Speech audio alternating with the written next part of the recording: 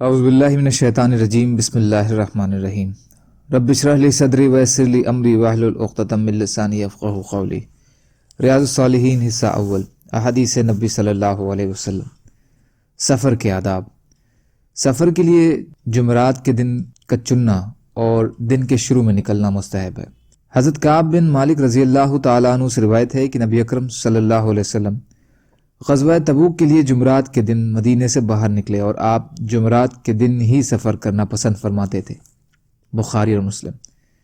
اور بخاری اور مسلم کی ایک اور روایت میں ہے کہ کم ہی ایسا ہوتا تھا کہ رسول اللہ صلی اللہ علیہ وسلم جمعرات کے علاوہ کسی اور دن میں سفر کریں۔ حضرت صخر بن وداع غامدی رضی اللہ تعالی عنہ سے روایت ہے کہ رسول اللہ صلی اللہ علیہ وسلم نے فرمایا، اے اللہ میری امت کے لیے اس کے پہلے وقت میں برکت عطا فرمائیے، اور آپ جب کوئی چھوٹا یا بڑا لشکر روانہ فرماتے تو اسے دن کے پہلے حصے میں بھیجتے۔ اور حضرت صخر رضی اللہ تعالیٰ عنہ تاجر تھے، یہ اپنی تجارت کا سامان دن کے پہلے حصوں میں بھیجا کرتے تھے، تو یہ اس کی برکت سے مالدار ہو گئے اور ان کا مال بہت ہی ہو گیا۔ ابو داؤد، ترمذی، حسن۔ فائدہ۔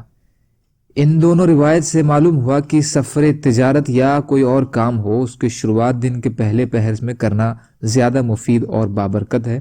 اس وقت انسان تازہ دم اور اس کی قوت زیادہ ہوتی ہے، جو ترقی اور برکت کا باعث بنتی ہے۔ سفر کے لیے ساتھی تلاش کرنے اور کسی ایک کو اپنا امیر یعنی رہنما بنانے کا استحباب۔ حضرت ابن عمر رضی اللہ تعالیٰ عنہ سے روایت ہے کہ رسول اللہ صلی اللہ علیہ وسلم نے فرمایا، اگر لوگوں کو اکیلے سفر کرنے کا وہ نقصان معلوم ہو جائے جس کا مجھے علم ہے تو کوئی سوار رات کو اکیلا سفر نہ کرے۔ بخاری۔ فائدہ۔ سفر کسی سواری پر ہو یا پیدل، اسی طرح رات کا ہو یا دن کا، دونوں صورتوں میں سفر ہے اور اکیلے سفر کرنا نقصان دہ ہے۔ سواری اور رات کا ذکر رواج کے اعتبار سے ہے کہ سفر کے لیے عموماً سواری کا اہتمام کیا جاتا ہے، اسی طرح اکثر رات کو سفر کیا جاتا ہے، مقصد اکیلے سفر کرنے سے روکنا ہے۔ حضرت عمرو بن شعیب اپنے باپ سے اور وہ اپنے دادا حضرت عبداللہ بن عمرو رضی اللہ تعالیٰ عنہ سے روایت کرتے ہیں کہ رسول اللہ صلی اللہ علیہ وسلم فرمایا، ایک سوار ایک شیطان ہے، دو سوار دو شیطان ہیں، اور تین سوار ایک قافلہ ہے۔ اسے ابو داؤد، ترمذی، نسائی وغیرہ نے صحیح سندوں کے ساتھ روایت کیا ہے۔ امام ترمذی نے کہا ہے کہ یہ حدیث حسن ہے۔ فائدہ۔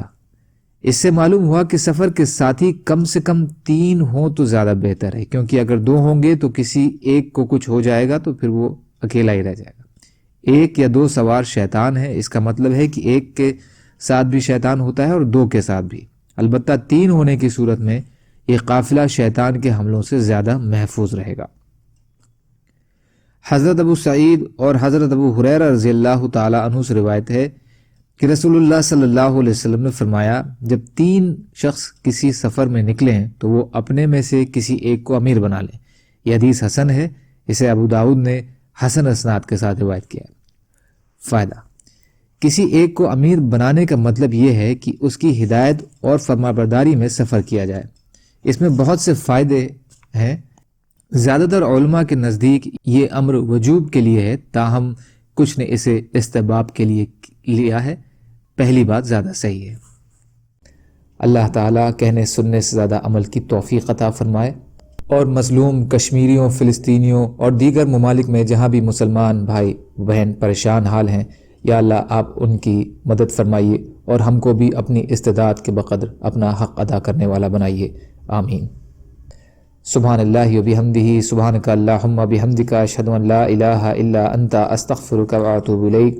سبحان ربک رب العزت عما یصفون، وسلام علی المرسلین، والحمد للہ رب العالمین، برحمتک یا ارحم الراحمین۔ لا الہ الا اللہ، محمد رسول اللہ۔